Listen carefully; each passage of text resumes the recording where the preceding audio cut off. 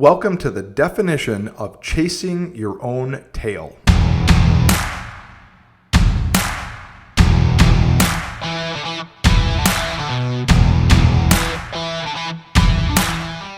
Hey everyone, welcome into another episode of the Story Lesson Advice Podcast, part of Saturday is Datterday Media podcast, video series, blogs, and books, all in due time. sidmedia.net is where you can have access to everything, and at Saturday is Datterday Media is the YouTube and Instagram handle. Thanks for listening. We'll dive right into it. I said this is the definition of chasing your own tail. I made some notes here in a little segment I like to call reading for the story. In the summer of 2005, pre my wife and pre our daughter and all of that, when I was the young and single version of myself, that summer really stood out to me, and it stood out to me for a couple of reasons. One of the reasons is I was finally in a job where I was making enough money to have my own apartment, and I had friends, and it was great, and I had fun every night. But one of the reasons it sticks out to me is that looking back, I was always looking for something better during that summer. I was going out 4-5 nights a week, which in Green Bay is considered light. That's light duty. And I was trying to outdo the night before, not just trying to get drunker than the night before, but whatever experience I had, whatever positive I had that night, whether it was just maybe meeting a friend at a bar and watching a basketball game and having a few beers, I was trying to capture that feeling and more every single day after that. And then I'd get to the next fun moment, and I was trying to relive and recapture that magic and grow that exponentially every single time.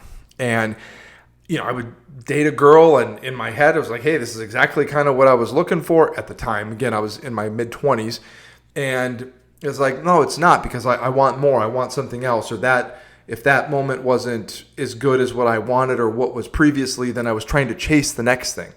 And I skipped out on my friends a lot of times because I was chasing the next thing. I had fun with them one time, but then there was a shiny new object over here and the potential promise of a better night. And I would leave my really good friends behind, and I would go do something else with someone else because that's what I was chasing.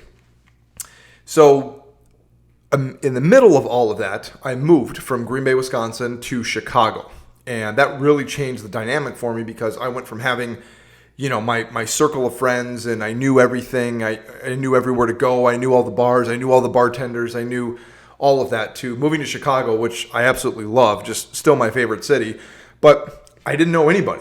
And in my head, my way to circumvent that or combat that was I was so focused on really wanting to get like a cool apartment, like a really nice apartment. I ended up getting one way, way more of an apartment that I needed. And it was north of the city. I was in Evanston, which is a good 15 miles north of downtown Chicago. And 15 miles in Chicago is, it's basically a day trip.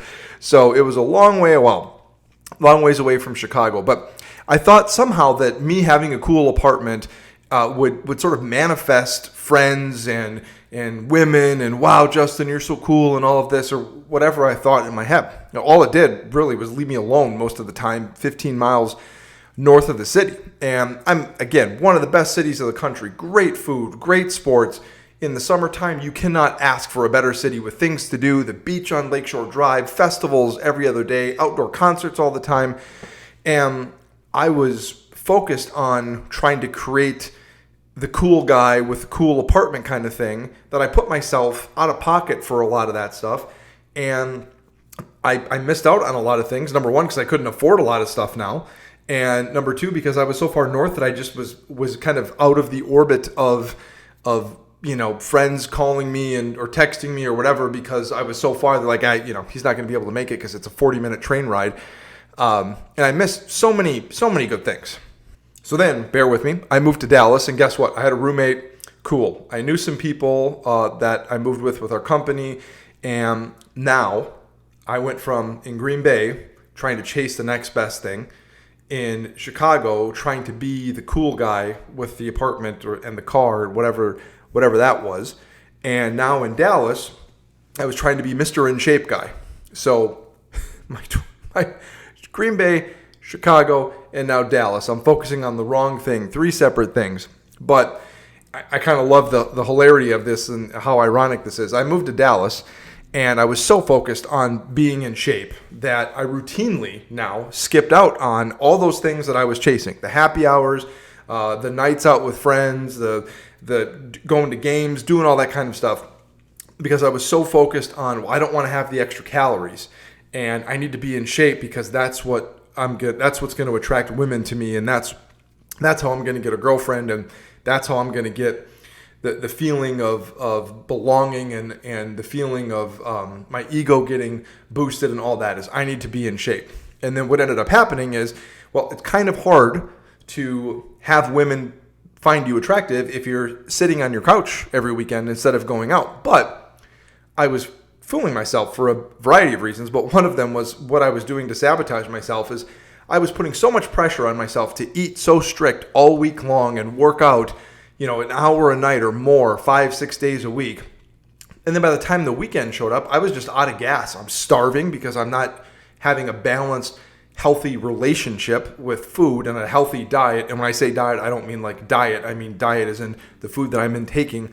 And what would I do? I would go grab takeout and I would stuff my face and sit on the couch, and then I'd get upset at myself because I just sabotaged a week's worth of progress, but it wasn't really progress. And then I would redouble my efforts and then rinse and repeat. And then once in a while I would go out and have drinks, but I was so focused on wanting to be in shape. And I never got there, by the way. Like, I was never in great shape. I never had a six pack. I never, whatever. And that's fine. But I was so focused on all of the wrong things. And I missed all of those great years. I missed out on so much stuff in my mid to late 20s and early 30s when I finally had enough money to kind of do my own thing. And I finally had, some wherewithal and I could go have some fun. I missed out on so many things. And it taught me just the most valuable lesson. Now it's time for this week's sponsor, I Wish I Had. And this week's sponsor, I Wish I Had, I can proudly say I own the product of. And I also have a unboxing and review video coming out on my YouTube channel shortly, depending on when this podcast gets released, on one of the products that I have from this brand. So the brand is called Govee, and they are a smart home brand that is all about fun life experiences through their smart lighting and smart appliances. And I have the Govee light bars, which are basically sort of foot-long tall light bars that you can set next to your TV or in your living room or wherever you want. And they just have a variety of colors. You can connect to an app that they have, and you can sync these light bars and a variety of their lighting products with music or with movies. You can change the color of it. You can have multiple colors going. You can have all these really cool different effects. And my daughter absolutely loves the light bars. We set it to like music, and we'll have a dance party and do all that. So yes, I want you to stop and think, drink it in of me having a dance party. Just stop and enjoy that moment. You're welcome. But they have a ton of really, really cool stuff. And they've got indoor light bars like I have. They've got TV lights, smart bulbs for lamps. They've got outdoor lights, ceiling and wall lights. They've got smart appliances like space heaters and water sensors and humidifiers. They've got holiday decor, really cool stuff. So if you're looking to add some fun to inside or outside, if you have kids and you kind of want to spice up, the TV area or any kind of room of your house, your kitchen, anywhere where you kind of want to set some ambiance with lighting, I really recommend checking out Govee. They have a ton of products and they are awesome. Their website is us.govee, Govee.com. This week's sponsor, I Wish I Had. So if you were patient enough to sit through my rambling of my story of me living in Green Bay and Chicago and Dallas and me constantly focusing on the wrong thing, the lesson that maybe you can take away from this that I certainly learned was enjoy the moment because it'll never happen again. And I have a tiny little mini story with this. 4 or 5 years ago, my wife and I were at one of our good friends' houses, and there was a group of people around, and we were just kind of hanging out and having drinks and just kind of having a low-key night. And somebody had the idea of they connected their phone to, I don't know, an Alexa speaker or whatever, and they started playing a song, and then somebody else passed the phone around to somebody, and somebody else played a random song, and we just sort of did that like kind of around the horn a couple of times. And we spent like 3-4 hours doing that. Everybody was playing all these, random songs that meant something to them. And every time a song came on, everybody's like, "Oh, that's great," and whatever. So I remember that night, and I remember thinking like, this was such a fun time. And I remember being there, and everybody's laughing, and I can kind of visualize it now. And that was one of the first times in a long time that I remember and said, okay, I'm just enjoying the moment, and I'm not thinking about anything else. I'm not going to try to recapture this down the road. I'm just enjoying the moment. But I missed so many moments that I could have enjoyed in my mid-20s when I lived in those different cities, because I was so focused on something else as opposed to just enjoying that moment for what it is. And I think about kind of what a slap in the face that is to my friends that were with me, and all the things that we were trying to do, and the idea of me kind of being there but not really being there is just, I think, is really disheartening as one of my friends to have to realize that, hey, Justin's kind of here, but he's focused on something else or whatever. But the idea that once those moments are gone, they're never coming back. And as parents, you can attest to that, right? As you watch your kids get older, it's like, man, where did that time go? I think it's so important for us as adults to realize and have that lesson of enjoying the moment and be present in the moment. I'll never get back that feeling of sitting on a rooftop patio in downtown Chicago, overlooking the river on like a beautiful spring day with my friends, drinking a beer, and just no responsibility, right? It's Saturday, early afternoon. I don't even have to be back to work till Monday. Like, I have no responsibility other than just living. But there I am, focused on something else, or being in Dallas and just living in such a cool, fun city as a young adult, single, and out there on the patio with all the misters on with my friends, watching a game or whatever. And those moments are gone. And I was there, and I'm ordering a Michelob Ultra because I'm so focused on the calories, and I'm eating a salad instead of just having a hamburger and enjoying myself. And then I'm going home and eating food because I'm starving. It's like I just had such an imbalance with that. So I challenge anybody listening, whatever your situation is like that, wherever you are missing out on enjoying the moment, just take a beat and step back and recognize that lesson of once that moment is gone, it's over. All right, and now it's time for this week's Just the Tip. And since we're rolling into springtime here, this is going to be a nice little tip if you are going to be making any kind of cocktails or any fun specialty drinks over the course of the spring and summer. I'm going to talk to you real quickly about how to make your own simple syrup. Now, you can buy a simple syrup pretty cheap at basically any grocery store, and they even have them that are flavored. If you can't find them in the regular part of the grocery store, you should be able to find them if there's a liquor store or attached to the grocery store or something like that. But to make one at home, it's super simple. It is equal parts water and granulated sugar. That's important, not powdered sugar. It's granulated sugar. So equal parts water and granulated sugar. What you're going to do is carefully bring this to a boil.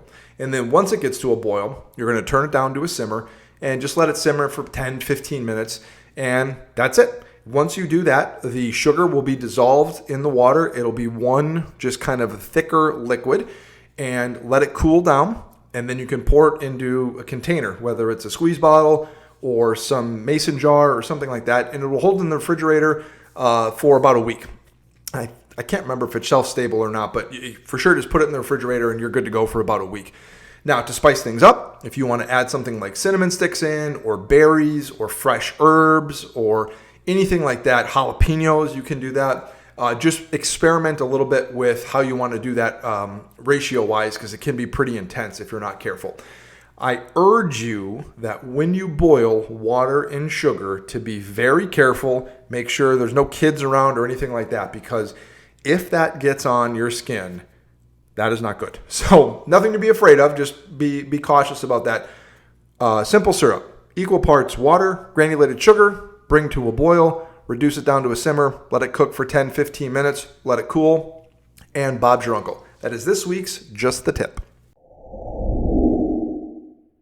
Okay, so I gave you the story of me always focusing on the wrong things, no matter where I lived and what part of my life I was in. I gave you the lesson of enjoying the moment, because once it's gone, and it ain't never coming back. And the advice I would give is a couple fold. One connects to the lesson of be present when and where you are present. So if you are at your kid's soccer game, be there, enjoy it, immerse yourself. If you are out with friends, be there, go all in, fully commit, give yourself 100% to that situation. If you're talking to your spouse, same thing. Don't be looking at your phone or looking at the TV in the background. Focus, eye contact, and commit. So another piece of advice that I would give myself if I could go back is that if I continue to give meaning to meaningless things, I am constantly going to be missing out on the joy of life.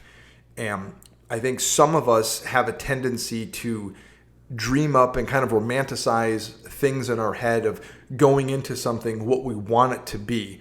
And we're kind of expecting this giant crescendo of an experience when we go see a movie or when we go out with our friends or whatever, that it's going to be just the greatest thing in the world.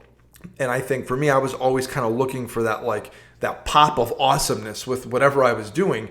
And that's not how things work. Like your pop of awesomeness isn't the norm, isn't the rule. That's the exception. Just like if you invest, right? If you invest over the long haul, your gains are incremental. It's just you're inchworming along. And then maybe you get a pop when the economy does well, but it's just sort of an inchworm process. And same thing with experiencing things is if you continue to give meaning to meaningless things, if you continue to focus on what things are not instead of what they are, and if you continue to look for the greatest version of whatever it is, you're going to miss out on just a really fun time or a really good experience or a really good conversation, because it's the little moments, it's the little incremental things that make you come away with a sense of feeling sustained.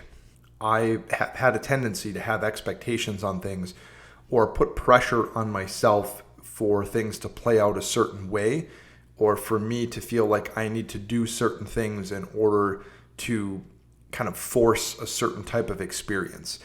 And just being there and enjoying it for what it is and not having an expectation is going to drastically improve your life. And usually the expectation is a result of some form of your ego. And when you can understand that and recognize in yourself, and when I now can recognize that in myself, and I kind of pump the brakes on that and put a little distance between my expectation, which is usually derived from my ego wanting something to be a certain way, and I can just pause that and just enjoy whatever it is or experience whatever it is for whatever it is, then that's usually where I get over that little hump, and now I'm just able to just exist, and I don't have this mental tug of war, I don't have this frustration, I don't have this irritation, because I'm just enjoying the experience or being a part of the experience for whatever it is. And that can translate to work and family and whatever, sports, life, anything. All right, and now it's time for this week's Whisper In. And this week's Whisper In is an Instagram account that I've been following for several months. And they are a custom home builder located in the state of Utah. And the name of the company is Split Rock Custom Homes. They are a great account to follow for design inspiration. Or if you happen to be in their building area, I would highly consider them for your next build.